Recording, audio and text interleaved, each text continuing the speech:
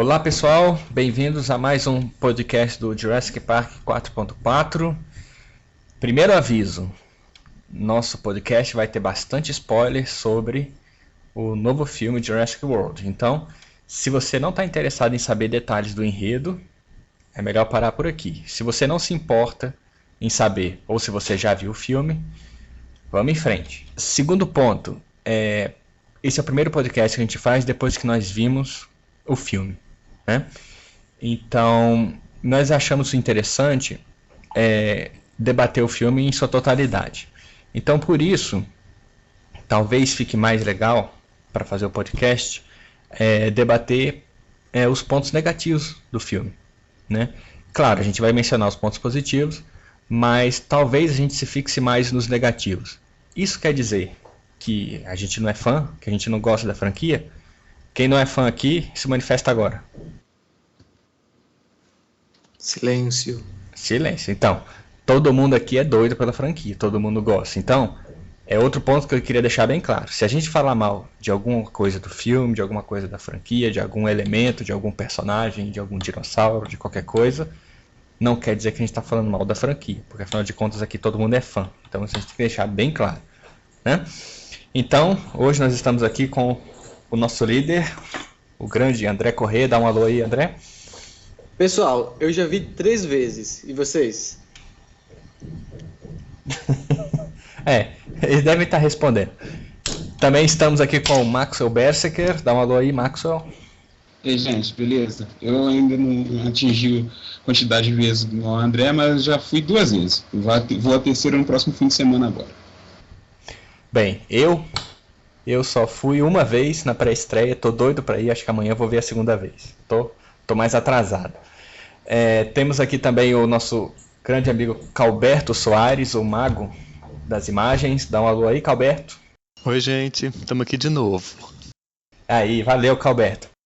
Então, eu sou o Henrique Zimmermann e eu vou fazer mediação aqui hoje. Em poucas palavras, vocês aprovaram ou vocês reprovaram o filme? André, você aprovou o filme? Primeiro, eu assisti o filme tão fora do ar que o filme terminou. Eu não sabia no momento responder essa pergunta. Eu fiquei muito desconcertado. Mas depois, colocando a cabeça em ordem, assistindo a segunda vez. Na segunda vez eu me conquistou assim, de forma animal. E eu digo que sim, é super aprovado. Super aprovado pra mim. Maxwell, você aprovou o filme? Sim, Henrique, assim como o chefe ficou, da primeira vez que a gente assiste, é muita coisa para processar ao mesmo tempo, mas a partir da segunda vez deu para notar os detalhes, as coisas que eu deixei passar batido. A euforia da primeira vez foi boa, mas eu aprovo sim. Só fica atrás do primeiro mesmo. E aí, Calberto, você aprovou? Essa questão de aprovar ou não o filme, eu aprovo. Até porque já fazia bem tempo, né, 14 anos, que estamos aguardando o filme, né? Então eu aprovo, mas tenho muitas reclamações, mas muitas mesmo. Fiquei até um pouco desapontado quando eu vi pela primeira vez. E, tipo, é um novo parque de dinossauros e praticamente quase não tem dinossauros. No site do filme havia, né, vários dinos que eles iam mostrando aos poucos e que não tiveram no filme. Baryonyx, por exemplo, né? Essa é uma das reclamações. Achei também que o filme foi muito dinâmico, muito rápido, até aquela cena do rio, né, que todo mundo, eu pelo menos, era uma das imagens que eu tinha visto antes que eu mais gostava, de ver os caiaques no rio, né, os outros dinossauros à margem. E se você piscar o olho no cinema, você não vê essa cena. Mas fora isso, aprovo o filme. Fora isso não, né? Tem o híbrido, que eu não gosto. A ideia de usar os raptores, né, como militares, essas coisas assim, eu fiquei com medo na hora que eles começaram a falar isso lá no filme. E as minhas reclamações maiores são essas. Bom, na minha opinião, eu basicamente aprovei o filme. Eu achei que foi muito bom. Eu acho que estava dentro das expectativas. Em alguns pontos eu não gostei, outros eu gostei muito, e isso a gente vai discutindo, né? A primeira coisa que a gente poderia falar é sobre a qualidade do enredo, né? O que você acha, Maxwell, em relação à qualidade do enredo? Você acha que a história foi bem trabalhada, podia ser melhor, podia ser mais profunda, estava no tom certo? Qual a sua opinião? Assim, Henrique, eu acho que no mínimo ela tinha que ser um pouquinho mais aprofundada, mas como o foco foi trazer a franquia de volta, não ficou nada. O filme simplesmente cumpriu aquilo que ele propôs. Mas eu senti um pouquinho de falta de aprofundamento em algumas questões, ou falta de alguns detalhes. Eu só acho que deveria ter um pouco mais de profundidade, mas para mim tá ok. Mas aí que tá, no que você acha que tinha que ser melhor, especificamente? Aquela cena lá do pessoal na mesa de jantar, lá, e tá todo mundo debatendo um pouquinho, aqui eu resumi muita coisa do livro. Eu senti um pouco de falta de cenas como aquela. Eu achei assim, que eles deviam ter dado uma certa originalidade pro Jurassic World. Fora isso, as outras questões eram de fácil entendimento, mas só que uma profundidade nesse tipo de diálogo, para mim, ficou bem precário, ficou faltando mesmo. E aí, André? Qual a sua opinião? Sobre o enredo, eu fiquei assim um pouco pasmo, porque apesar de todos os spoilers que eu me submeti, eu praticamente não deixei nada passar, né, em termos de spoiler. A trama tomou um rumo que eu até não esperava, assim, tem muitas coisas que eu estava pensando que aconteceriam, ou que eu imaginava que teriam outros rumos, e não.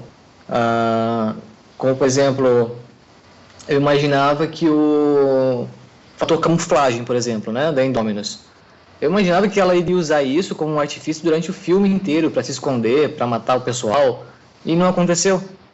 Então, assim, eu fiquei meio esperando alguma coisa que aconteceria e, na verdade, tomou outros rumos. Foi mais suavizado, melhor dizendo. E eu achei o filme com uma carinha assim de filme de anos 80, início dos anos 90. Eu não sei se alguém reparou nisso também. Ficou uma coisa meio... Logo me veio na mente os episódios do Indiana Jones e do Alan Quatermain, né, com a mocinha toda arrumadinha no começo, estabanada, e depois se desconstruindo durante o filme, né? Mas eu achei o filme um pouquinho lento. Lento? Em certo momento, sim. A impressão que eu tive é que as cenas, elas não tinham uma cena de uma para outra, por exemplo, não tinham um corte...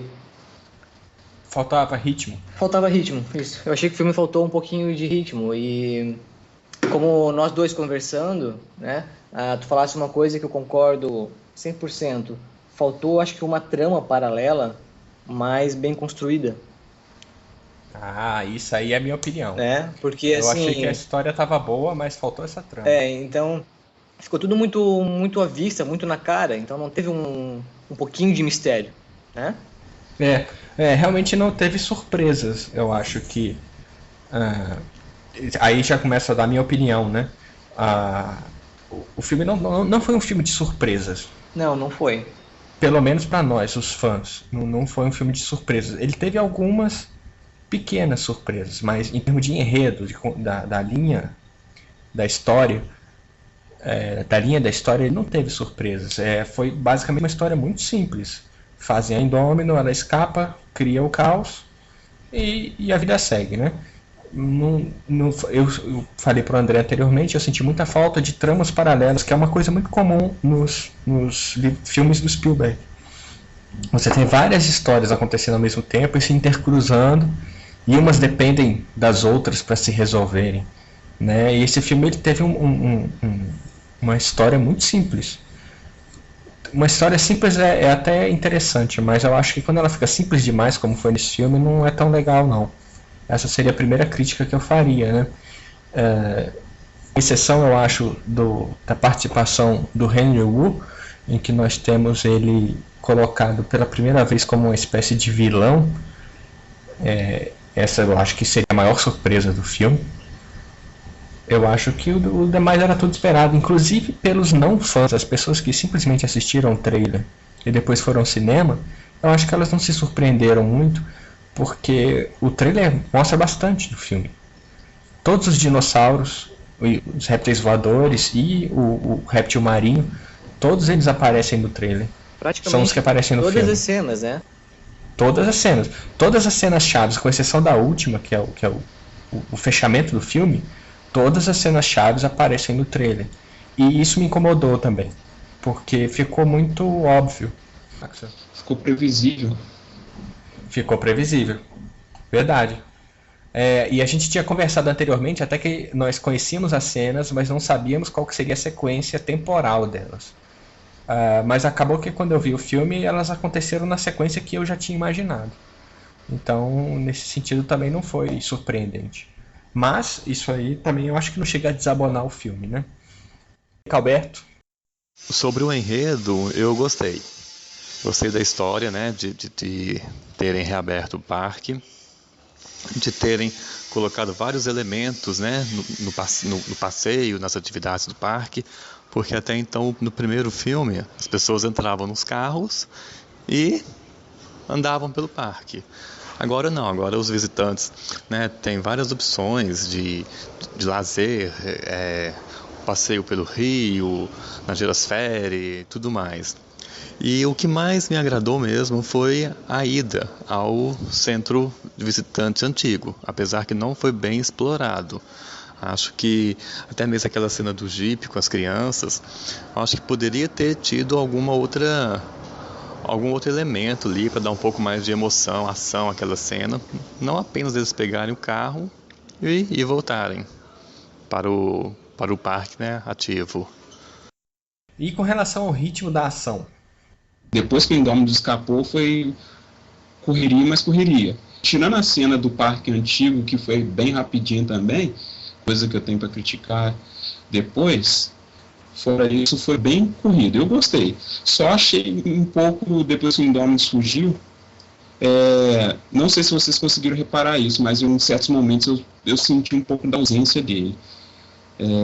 Assim, ele aparecia e tal, matava o pessoal, voltava pro canto dele, mas em certos momentos eu achei que ia ser um frenzy de matança mais insano. Foi como você disse, pelo que a gente assistiu, a gente esperou muito mais coisa ficar para nos surpreender do que acabou sendo, mas também não julgo o filme, nem assim, não é que foi ruim, mas também não foi bom, foi ok. Igual essa questão que o André falou da camuflagem dela, eu achei que ela também usaria mais, a gente teria cenas noturnas com mais ação. A cena dos ratos foi muito boa, mas também achei bem curtinho e deveria mostrar um pouco mais de açãozinha ali com suspense, mas ficou boa. Eu gostei. Eu acho que nós estamos meio mal acostumados, principalmente depois de assistir o King Kong do Peter Jackson, que é um filme em que ele faz cenas de ação extremamente longas e interessantes, né? Você pode pegar, por exemplo, a luta daqueles dois V-Rex, né? Aquele tiranossauro Rex da Ilha da Caveira com o King Kong. É uma cena que deve ter por baixo aí uns 15 ou 12 minutos de duração, né? Eles lutam numa floresta e caem no vale, lutam no vale, depois caem numa planície, lutam na planície. Você vê que não há economia de CG e todas as possibilidades da luta são exploradas, né? Então, eu tinha muita vontade de ver isso no Jurassic World, né? Mas claramente o Colin teve um limite de tempo. Ele teve que encaixar, e eu tenho certeza que ele foi obrigado a encaixar esse filme em 2 horas. E aí ele teve que fazer essas cenas mais curtas, né? Essa é a impressão que eu tenho. Você concorda com isso, André? Concordo, eu também acho que o Colin foi pressionado a fazer o filme caber em 2 horas, né? E como eu falei antes, em muitos momentos eu achei o filme um pouquinho arrastado. Mas aí depois, em outros momentos, eu já vi que o filme já estava acabando. Então eu não sei se é o furor de estar assistindo ao filme, mas eu tenho a impressão hoje de, por exemplo, a partir do momento que a Indominus foge, do início até aquele momento aconteceu tudo muito rápido, né? Eu acho que isso foi nos primeiros 20 minutos de filme. E depois o filme foi se arrastando com com animais fugindo, com pessoas perseguindo a Indominus. Então o filme tem ainda na minha cabeça, essa parte de ritmo está um pouco confusa. Porque em momentos eu acho que foi muito rápido e depois eu acho que está muito devagar. Então ainda estou numa mistura de sentimento em relação a isso. Engraçado você falar isso, André, de que você acha que os primeiros 20 minutos foram rápidos e depois você acha que o filme ficou lento. Você já viu o filme 3 vezes. Eu só vi uma vez. Mas na única vez que eu vi, a minha sensação foi exatamente o oposto. Os primeiros 20 minutos para mim se arrastaram de uma maneira muito cruel. Depois que a Indominus foge é que eu comecei a gostar do filme. Não, eu não tive essa impressão. Eu achei que foi muito rápido mesmo. Na minha cabeça tá a apresentação dos personagens no início, depois a chegada na ilha, e depois a apresentação da Claire e do Mazahani mostrando a Indominus, e depois ela já tá na rua. Eu fico pontuando assim, nesses elementos. Eu tive essa mesma impressão, tipo, até assim, a Claire ir lá buscar o homem para levar pro paddock para mostrar o Indominus, antes daquilo ali, para mim, foi no estalo, tipo, não, é aquele tipo de cena que se você já tivesse o DVD em casa, você pularia e deixava pra parte lá do Indominus pra frente ali, pra você começar a assistir o filme sem pausar dali pra frente. Essa foi a mesma impressão que eu tive também. Assim, foi meio que, oh meu Deus, cadê a correria, gritaria, eu quero ver isso aí, tipo, foi essa mesma impressão, eu vi só 2 vezes, mas eu achei bem arrastado também o comecinho ali, assim, apesar que se fosse um arrastamento tipo do primeiro filme, seria super aceitável, mostrar o parque, mostrar um pouco das atrações, entre tals, aí sim, mas foi muito arrastado. Mas eu acho que foi, Maxwell, equivalente ao que nós vimos no primeiro filme, em termos de a forma lenta como você vai para a ilha, a forma lenta como o personagem foi apresentado. Eu acho que nesse sentido ficou muito equivalente ao primeiro filme. Acontece que o primeiro filme a gente já aprendeu a amar, né? E esse filme a gente ainda está avaliando, ainda está aceitando, né? Então eu acho que daqui a uns 5 anos a gente vai estar gostando tanto desse início quanto gosta do filme original. Não dá pra casar. Essa é a impressão que eu tenho. Não dá pra casar de primeira, né? Não, tem que fazer um teste antes. Mas, assim, o que eu esperava também de Jurassic World era mais cenas de fundo, assim, como é que eu posso... Cenas paisagem, entende? Isso que eu tô querendo dizer. Eles deveriam ter explorado um pouco mais das atrações que eles usaram de propaganda, nos spots, no merchandising em específico do filme, nos apresentando, como fundo. É igual o aviário, eu acho que deveria ter sido apresentado pra gente como uma atração, para depois a gente ver aquele parque com aquele outro ângulo, tudo devastado, os dinossauros tudo por aí, e o caos, enfim, dominando. E você, Calberto, como é que foi o ritmo? O ritmo do filme me incomodou pra caramba. Foi tudo muito rápido, muito rápido. O híbrido já foge, assim, sei lá, uns 15, 20 minutos. As outras partes, né, quando mostra lá as crianças brincando com os filhotes de dinossauros, é tudo muito rápido.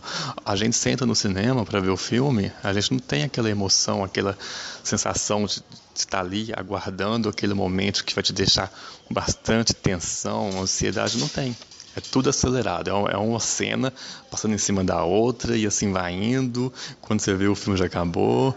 Eu senti falta disso. E com isso, outra coisa que também me incomodou é que nos outros filmes a gente tem cenas que você consegue ver detalhes dos animais. Por exemplo, no primeiro filme, quando a Rex, né, vai atacar o Explorer, ela olha ali pelas janelas do carro, a gente vê os detalhes dos olhos, dos dentes. Isso a gente vê em todos os outros filmes. Nesse não, nesse a Rex aparece lá assim naquela participação que para mim seria melhor se fosse só a cena da cabra, porque a luta eu não gostei, a luta final. Já a luta do híbrido com o anquilossauro foi fantástica, eu acho que foi uma das melhores cenas para mim. E é isso. E aí, André, quais foram as referências aos livros que você mais gostou? A melhor referência que eu tive dos livros nesse filme foi justamente aquilo que dá nome ao nosso grupo e à nossa página, que é o capítulo do primeiro livro, a versão 4.4. Para mim, é uma das melhores coisas que teve nesse filme foi esse embate entre o Henry e o Mazani. Falando um pouquinho ali o Mazani cobrando ele do porquê do Indominus ser daquele jeito que ele é, e o personagem do Wu rebatendo ele. Eu vi bem assim o Wu e o Hammond no primeiro livro. Para mim, isso foi uma das melhores coisas que teve, assim. O diálogo foi retirado do livro, né? É o mesmo diálogo. Praticamente.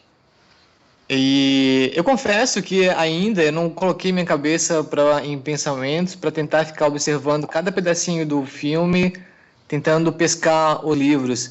Mas o que era piadinha no começo dos nossos podcasts, né, que eu sempre batia na mesa que eu queria uma determinada cena, que é do segundo livro, que é a perseguição dos raptores e a motocicleta, né? Não aconteceu de uma forma um pouquinho diferente, mas fez eu ficar um pouquinho contente por isso. Então, esses foram as duas referências que mais, para mim, foram evidentes. Com certeza deve haver outras ainda, mas isso eu ainda vou ter que botar no papel. Maxwell. Assim como o André disse, essa parte do mesmo, dele discutindo com o Simon, essa discussão dele com o Simon ficou muito óbvio que foi referência direto do livro. Eu curti pra caramba. Referente aos outros filmes, o filme faz uma menção meio que direta, mas do livro, essa parte da moto também foi até engraçado que nessa cena do Pratt do Owen com os Raptors na moto, ele saiu todo bolado do paddock deles, e assim que ele se agrupou entre eles, ele olhou para cada um ali, ficou no meio e deu aquele sorrisinho. Tipo, quando eu assisti pela primeira vez, eu também eu curti, eu falei, nossa, ficou muito bacana. Eu esperava um pouco mais da cena, um pouquinho mais de referência, mas só que de foco, sem ter, assim, que eu consegui notar, foi mais o diálogo mesmo do Simon com sem falar o próprio personagem do Wu, que ficou bem semelhante ao do que nós vimos que nós podemos ler no primeiro livro. Ele está muito mais semelhante, assim, devido ao destaque que ele teve nesse filme, no qual também acho que deveria ser um pouco maior, mas ficou bem do livro mesmo. Fora isso, eu não me recordo de nenhum. Assim como o André disse, eu ainda não parei para ver o filme e ficar pescando pedacinho por pedacinho, fala por fala. Na verdade, eu acho que me veio à mente mais dois. Eu acho que o próprio aviário, né, ele já é saído do primeiro livro. E acho que do jeito que ele foi mostrado, foi legal ver ele à distância, né, completinho, daquele jeito. Eu acho que o aviário, ele é super o primeiro livro. E não sei se vocês repararam, na luta das duas Rex no final, quando a Indominus está com a Rex na boca, que ela joga a Rex dentro daquela local onde estão o Owen e os meninos, a Rex tenta mesmo assim abocanhar os três personagens. Aquilo, na hora, eu lembro agora que aquilo me fez lembrar da cachoeira. Da cachoeira. Uhum. Eu tive uma associação ali. Essa eu nem associo tanto por causa do Mundo Perdido, né? Aí, tipo, assim, eu já achei referência dessa cena em outras, até nos outros filmes, então nem referencio muito. Vocês falaram do Wu, realmente o Wu, ele volta, né, nesse quarto filme, e ele participa da história como o personagem original tinha participado do livro, né, talvez não não participou tanto quanto no livro, mas ele participou mais, então deu um pouquinho essa ideia, né, de livro. Outra coisa interessante é aquele easter egg do livro do Malcolm. Eu acho que de alguma forma isso remete aos livros do Crichton, porque o Malcolm, no livro, ele era um acadêmico que escrevia seus livros, dava palestras, então eu acho que isso remete tanto aos filmes anteriores, mas também aos livros, né? Pelo menos eu senti um pouco disso, né? Tem uma previsão que eu tinha feito, e que agora eu vou dar o braço a torcer, porque eu errei, que foi logo no primeiro podcast, ainda em 2014, dizendo que eu apostava que o Hoskins, que na época eu nem sabia quem era o personagem, né? Não sabia o nome dele, queria se revelar como Dodson, lembra disso? Sim, eu também apostava como ele sendo Dodson. Acho que todo mundo, né? Pois é, foi uma decepção, porque ele foi simplesmente um vilão raso que morreu. Isso foi triste. Ele podia ter sido muito mais, né? Muito mais. Pois é, mas, bom, poderia ter sido uma referência ao livro que eles teriam feito, né? Agora teve uma cena, essa eu acho que só eu notei isso como referência ao livro. Talvez nem o próprio Colin tenha percebido isso. E ele fez como uma coincidência. Quando a Indominus Rex está atacando a girosfera, tem um momento em que ela abre bastante a boca e envolve a girosfera inteira na boca e levanta a girosfera do chão. Lembram desse momento? Sim. Nesse momento eu me lembrei do livro, porque o Tiranossauro faz algo muito parecido com o Land Cruiser no carro, né? Com a Tim e o Lex, vou falar igual o André aqui. Tim e Lex estão dentro do Land Cruiser e o Tiranossauro de fato levanta o carro no ar, joga ele no chão, acho que levanta uma segunda vez e joga na árvore, né? Então isso me lembra demais o livro. Eu acho que no livro a Rex pega o Land Cruiser pelas patas, né, dianteiras. O que eu me lembro bem é que ela ergue o carro no ar. E quando eu lia, eu achava muito estranho, porque eu pensava, gente, como é que um tiranossauro consegue levantar um Land Cruiser no ar? Tem que ser muito forte, né? Eu não conseguia enxergar um tiranossauro capaz de fazer isso. E no filme ficou bastante incrível a Indominus fazendo isso com a girosfera, que é um veículo menor, né, mais leve, faz mais sentido. Mas eu percebi essa referência, não sei se foi só coincidência, mas na hora eu fiz a ligação com o livro original. Uma coisa que eu esperava era que, até o pessoal estava comentando lá no grupo, era da própria Blue, daquele final do livro, de ter um ninho lá e tal, ela se tornar alfa. Eu estava esperando aquilo também. Outra coisa de referência que eu esperava, pelo menos, ver no filme, é as próprias espécies que foram apresentadas no site e tal, como o Baryonyx, me corrija aí se eu te falei errado, tem um paleontólogo no fundo, mas o Metriacanthosaurus, o Microceratops.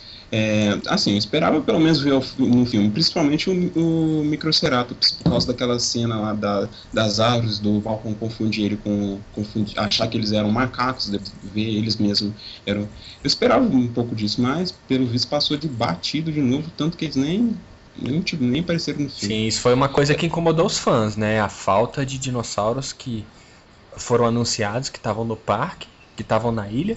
Todo mundo queria ver os dinossauros, alguns deles são dinossauros do livro, ou que foram mencionados nos filmes anteriores, nós não vimos, e opa, finalmente vamos ter a oportunidade de ver, e passou batido, né? Então isso aí foi realmente uma pisada na bola.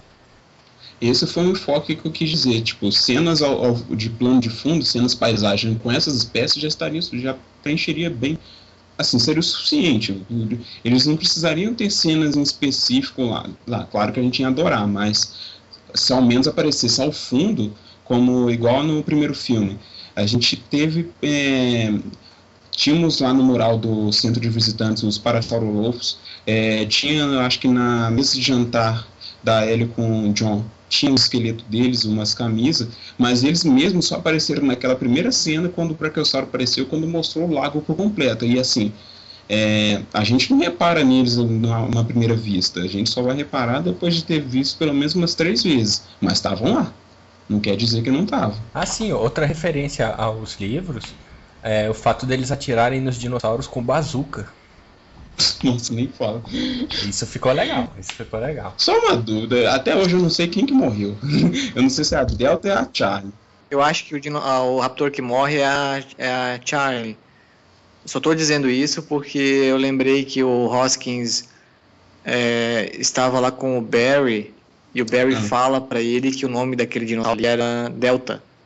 Então eu estou imaginando que foi a Delta que reconheceu ele lá no laboratório e matou ele lá. Mas pode ser um chute.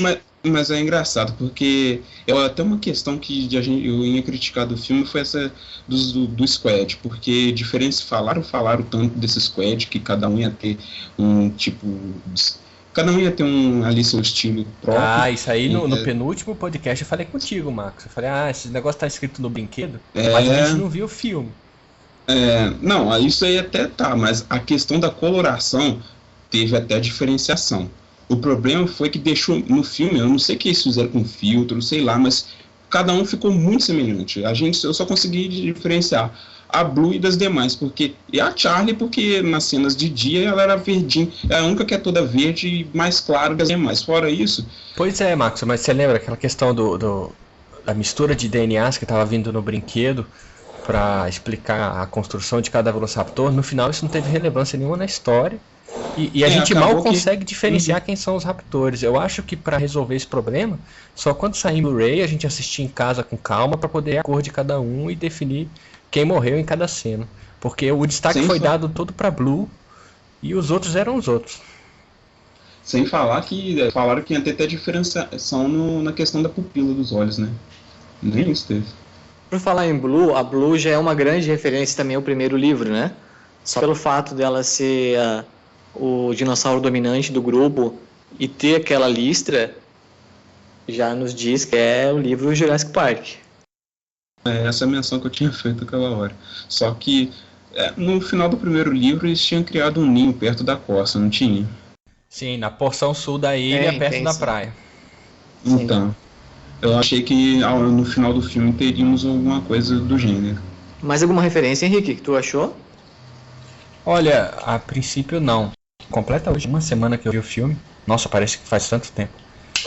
Eu tô doido pra ver de novo. E o que eu tô lembrando de cabeça é isso. Deve ter mais, mas eu não tô lembrando agora. E em relação às referências aos filmes anteriores, você ficou satisfeito, André? Eu fiquei, porque essas referências são as mais evidentes, muito mais do que as referências dos livros. Eu acho que o início do filme já nos leva para o laboratório do Jurassic Park, com o Velociraptor nascendo. Eu achei uma pena que aproveitaram tão mal essa cena. Eu achei que faltou plateia para o nascimento do Indominus e da irmã dela. Seria legal apresentar o Henry Wu ali, maravilhado com a criação dele, já que ele precisou fazer malabarismos genéticos, para poder fazer aquele dinossauro ali. Então eu acho que seria uma boa oportunidade para a apresentação do Henry Wu.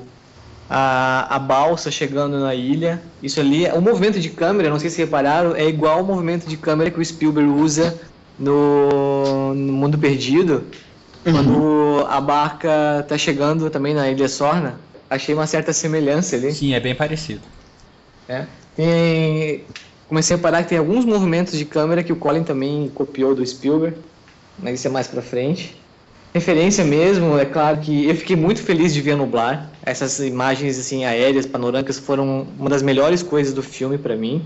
E ver a cachoeira de novo, aquele movimento de câmera bem rapidinho ali. Foi muito rápido, mas a gente entende que é a cachoeira Jurassic Falls. A gente entende que é do primeiro filme. E eu não sei se vocês repararam, tem uma tomada que o Masrani e a Claire estão no helicóptero e a câmera passa por cima do helicóptero, que é igual a cena do helicóptero no Jurassic Park quando eles estão chegando na ilha, quando o helicóptero está no oceano ainda. Sim. Não sei se alguém reparou. Eu me ative muito a esses pequenos detalhes assim, de movimentos de câmera, de ser parecido ou não com um ou outro filme. Fiquei um pouco triste com o centro de visitantes. Eu imaginei que essa cena seria assim, de uma carga emotiva muito alta. Eu achei que foi uma falha deles não terem mostrado um pouco da parte externa do centro de visitantes. Queria que tivessem mostrado pelo menos um pouco do telhado para fazer lembrar o centro de visitantes. Não sei se vocês repararam, mas dentro tem até aquele andaime ainda, onde o Velociraptor ficou antes de pular no esqueleto. Aquilo ali eu achei muito massa, me fez realmente lembrar do primeiro filme. E com certeza muitas outras cenas. E vocês estão muito quietos, então estou mentindo só falando aqui. Alguém me interrompe e depois eu continuo.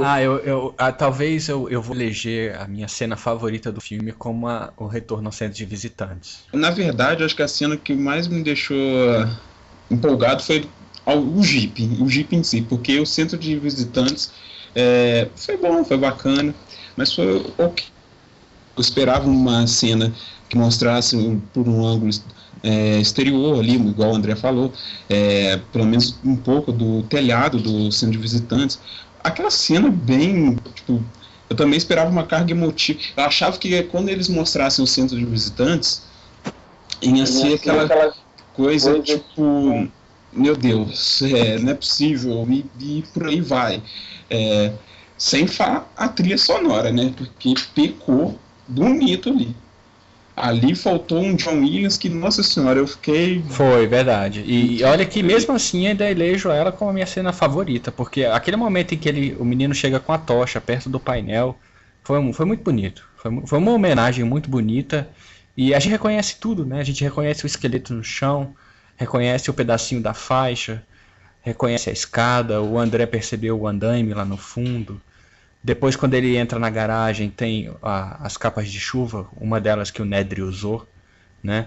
Os 2 carros que estavam na garagem foram os 2 carros que trouxeram os visitantes até o centro de visitantes no primeiro filme. Eu fiquei contente de ver o Jeep no 18, porque a gente só via nas propagandas o 29, né? Pois é, foi muito bom. 18 lá. E os óculos de visão noturna também. Isso, tudo isso foi muito bonito. Foi mesmo, mas só que, tipo, eu só não esperava que o centro de visitantes estivesse tão em estado crítico. Como eu falei pro Henrique em uma conversa já, do jeito que foi mostrado, parece que o centro de visitantes é uma ruína de um templo maia. Ficou bem enterrado na floresta. Ele ficou muito soterrado. Achei que eles deveriam ter dado um pouquinho mais de detalhe, mas... mas pra uma região tropical, em 22 anos abandonada, é isso mesmo. O que eu acho incrível é o seguinte, aquele Jeep ter pegado, aquilo é incrível, né? Porque pra você conseguir um motor que tá parado há 22 anos, cara, você precisa de pelo menos umas 6, 7 baterias ligadas em sequência para conseguir destravar ele. E aquele óleo dele deve ter virado uma graxa que colou tudo. A gasolina já não existia mais. Os pneus deviam estar só o farelo, né? Então, o que mais me chamou a atenção, assim, do ponto de vista de crítica ao ambiente, foi o estado do Jeep e que os meninos foram capazes de colocar ele para rodar. Mas eu entendo que isso é uma bobagem reclamar disso, porque faz parte da trama, né? Que os meninos saiam. E, aliás, que bom que saíram, porque a gente viu o Jeep rodando mais uma vez. Foi ótimo isso. Né? Agora, com aquele matagal todo que tinha na frente do centro de visitantes, por onde que esses garotos passaram pra sair com o Jeep? Sem falar. Mas até que eu gostei do alívio cômico que teve depois, daqueles 2 guardinhas lá parados, falando, a gente não vê isso aqui todo dia. Tinha um pouco de Terra Nova nisso aí? Acho que foi. Parecia, né? A muralha e aí o pessoal entrando. Mas sei lá, tipo, Terra Nova é um troço que eu tenho esquecido da minha vida. Eu nem assisti, tô falando sem saber. Né? Tem também o Hammond, né? No novo centro de visitantes, também foi uma referência ao filme anterior. Ele aparece muito rápido e sempre de relance na tela. Não foi uma coisa que... Falar em Hammond, foi legal também o Masrani, né? Sim, o Hammond é muito citado no filme, né? Bastante. E a citação dele ficou bem, tipo... a palavra não é complexa, mas fez bem sentido, assim, tipo, o medo do Masrani cometer os mesmos erros do que ele, e aquela coisa, é até uma própria referência disso, que até o próprio Hammond, antigamente, no segundo filme, estava tentando não cometer os próprios erros, e isso daí foi. Pois o que eles fizeram? O que eles fizeram aí? Eles colocaram o Hammond no parque, que não era o Hammond real, porque o próprio Hammond já tinha se arrependido daquilo. Né? Só que eles criaram um personagem e colocaram lá como se o Hammond fosse o pai de tudo aquilo, sendo que ele pessoalmente não aprovaria aquilo. Thomas Haney fala em um momento que o Hammond passou, né, a bola para ele, né? Fala mesmo. E eu achei bacana também aquela que começa a questionar sobre a construção do paddock. Aí a Claire vira para ele e fala: nós temos os melhores construtores e engenheiros do mundo. Aí ele vira e fala: Hammond também tinha. Eu achei isso muito top, eu achei muito bacana. Outra referência, que nem é uma referência, porque tá tão escancarado na nossa cara, é a camisa do Lowry, né? Foi mesmo. O Mr. DNA também aparece muito brevemente. Com a voz do Colin, vocês repararam? Com a voz do Colin. Sim, eu só percebi quando começaram os créditos e apareceu lá a voz do Mr. DNA e o próprio Colin. Eu esperava cena pós-crédito também. Pois é, temos também os Galimimos no Vale deles, isso é outra referência clara ao primeiro filme, né? Aquela rocha na praia, quando o helicóptero militar tá chegando, também é outra referência. A árvore. Que árvore? Vocês não perceberam a árvore onde que o Grant e os garotos esconderam? Não, essa eu não vi. Aonde tá? Logo depois que o ângulo vai mudando daquele Jeep dos Galimimos, mudando pro monotrilho lá em cima, quando o ângulo vira, dá uma panorâmica, dá pra vocês notar a árvore ali. Aquela... Quando você for ver a segunda vez, você repara pra você. Tá, eu vou reparar. Você viu isso, André? Agora me espantei comigo não ter reparado isso. Na quarta vez eu vou reparar. Mas faz sentido isso? A árvore tá perto do cercado dos Galimimos? Sim, foi filmado no mesmo lugar. É no mesmo lugar, na verdade, né? A gente pode ver pelas montanhas, Pelas planícies, E não duvido, isso foi filmado na Ilha Oahu e é lá que aquela árvore ainda está. Sem falar o Vale dos Apatossauros, assim, quando está tudo morto, também é o mesmo local onde o Brachiosauro apareceu pela primeira vez, no primeiro filme. Não concordo que seja. O ângulo, se você reparar, André, é o mesmo local, mas só que o ângulo é diferente. Repara pelas árvores ao fundo, e se você pegar a cena do Brachiosauro no primeiro filme, você vai reparar que a vegetação só aumentou, mas é o mesmo local. Tanto, assim, uma referência, acho que quase não, 99,9% sutil nessa cena, não tem a ver tanto com o Jurassic Park, mas é com aquele filme infantil, Em Busca do Vale Encantado. Eu não sei como é que é o nome dele original. The Land Before Time. Isso, Eu acho isso que daí mesmo. Não estou concordando ainda que seja o mesmo local da filmagem dos Brachiosauros. Repara pra você ver quando você fazer a quarta vez. Mas assim, não teve como é que é o nome daquela árvore que tem que o Brachiosauro me fugiu da memória agora? Eucalipto. Não tinha um eucalipto naquele campo. E se tu olhares através do Google, tem várias imagens daquele local, que é uma fazenda, e praticamente não tem daquele tipo de árvore que apareceu no filme. Se não for o mesmo local, a vegetação é bem semelhante, porque é assim que, no ângulo, quando o Owen e a Claire vê os restos dos apatossauros mortos pelo campo, eu notei direitinho. Eu falei, é o mesmo local. Com relação à avaliação que a mídia e os críticos estão fazendo, tá? Vocês acham que o que eles estão dizendo e escrevendo corresponde ao que a gente vê no filme? Eu acho que quem saiu julgando logo no começo se estrepou, né? A gente vê pelas bilheterias, a gente vê pela crítica das pessoas mesmo, né? Do público. E eu acho que a minha insatisfação com as críticas, digamos, profissionais, são que eles estão se atendo muito a salto alto da Claire, feminismo, sexismo. Eu acho que isso tem que ignorar completamente. Isso tem que nem assunto para esse tipo de filme. Eu acho que está perdendo muito tempo falando de um assunto que não tem nada a ver. Não, mas são poucos loucos que entram nesse mérito. Tudo praticamente que eu li está criticando um lado ou outro dessas questões. Claire pelada. Isso é mais na internet, um desenho ali, mas não... Não, o Omelete chegou a criticar, falando que no final do filme a Claire está praticamente nua. Eu também concordo com essa questão em que, literalmente, resumindo, eles estão caçando um chifre na cabeça de cavalo. Não estão falando se o filme não estão julgando se o filme é bom ou ruim, não estão criticando que é uma cópia do primeiro filme. Tudo bem, tem várias semelhanças, mas eu acho que é a forma que a direção e a produção encontrou de realizar a série, né, de puxar esse saudosismo todo e fazer o filme dar certo como ele está dando agora, né?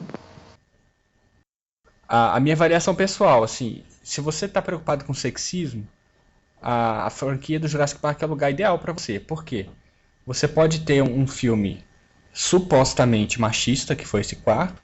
Você pode ter um filme supostamente feminista, o segundo a avaliação de alguns, né? Não sou eu que estou dizendo isso, né? Que a Sarah Harding tinha um comportamento masculinizado, mais bruto e tal, segundo a avaliação de alguns. E você pode ter a visão mais equilibrada, que é o primeiro filme, que você tem o Alan Grant e a Ellie Sattler numa relação normal, em que os dois são capazes de tudo, os dois são inteligentes, os dois se viram bem, que seria uma... não tem feminismo nem machismo. E você tem a versão infantil que não se preocupa com isso, que é o Jurassic Park 3. Não, a franquia tá aí pra todo mundo ficar feliz. Eu concordo literalmente. Tipo, é como eu disse, tem gente que ao invés de criticar da forma que a gente assim busca, o que a gente esperava que seria uma avaliação mais justa, o pessoal avaliar o filme em si, não, eles estão praticamente procurando coisa onde que não tem. Bom, pois é, o que eu digo é o seguinte, poucas pessoas entraram nesse mérito, pelo que eu percebi, e a maior parte das críticas está falando bem, que o filme é divertido, que o filme é bem feito, e elogiando. Poucas pessoas realmente criticaram o filme. E, aliás, um fator importante é, as críticas negativas que eu vi foram brasileiros. Engraçado isso, né? As críticas internacionais são todas positivas. Engraçado também. Tanto que um aí, eu até conheço, não vou comentar muito, não vou me aprofundar muito, mas eu fiquei até bem chocado, porque tinha gente até se gabando a respeito disso. Mas se o filme fosse ruim, ou esses pontos que o André citou, que eu citei, fossem tão relevantes, acho que a gente estaria estabelecendo mais um recorde, né? Desbancando outros filmes bem assim, conhecidos e famosos até então. Exatamente, ou seja, o público, as pessoas, o mundo, seres humanos de todas as nações estão indo ao cinema e estão gostando do que estão vendo. Não é isso? Lord Crichton deve estar satisfeito. Ele é Lord? Crichton, tá falando? Crichton, né? Tá. Desculpa aí, porque o áudio tá meio coisa, mas ele deve estar satisfeito. Se me permite fazer esse tipo de avaliação, eu acho que ele ficaria contente com esse filme. Também. Você acha, André? Eu acho que sim. Eu acho que seria legal ele ver o parque funcionando, porque ele já imaginou o parque todo arrebentado, na verdade, né? Então, pessoal, agradeço vocês por a participação em mais um podcast.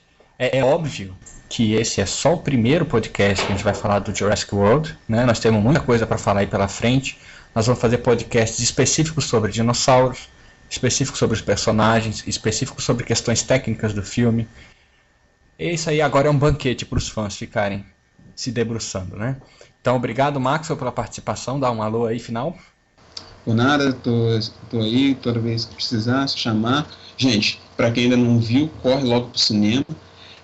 Até agora é o melhor filme do ano.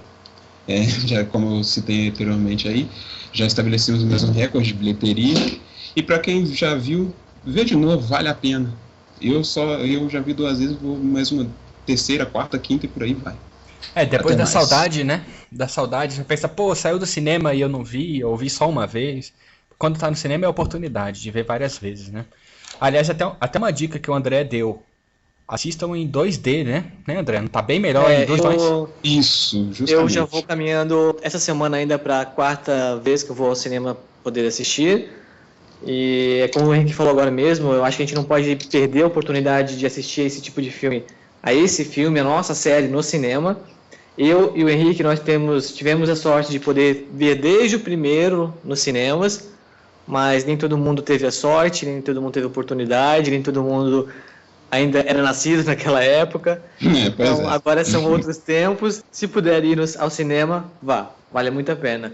Na primeira vez que eu assisti em 3D. Confesso que eu achei um pouco ruim por conta do 3D, eu acho que escureceu as imagens. Sim. A minha felicidade foi imensa quando eu assisti em 2D. Ficou tudo mais claro, mais bonito, mais visível. Sim. Então, cada um tira suas conclusões, obviamente. Mas se puder assistir nos 2 formatos, assista. Sim, até a dublagem está sendo elogiada. Que bom. Super. Na terceira vez agora, eu fui meio por obrigação assistir dublado, porque tinha amigos que não gostavam de ver legendado. E, cara, me surpreendi muito com a dublagem. Assim, entrei no filme novamente, as vozes estavam legais, estava tudo bem bacana. Eu não sou fã de filmes dublados, mas eu confesso que fiquei bem feliz. Eu também gostei. Ok, obrigado, André. Valeu, gente. Até o próximo assunto Jurassic World, porque muita coisa vai rolar ainda. Ok. E aí, Calberto, o que você tem a dizer? Bom, foi um prazer, né, participar de mais um podcast aqui com o pessoal e vamos aguardar o próximo. Até mais, galera. Muito obrigado, então. Agradeço aí a você que ficou ouvindo até o fim. Esse foi só o primeiro podcast pós quarto filme.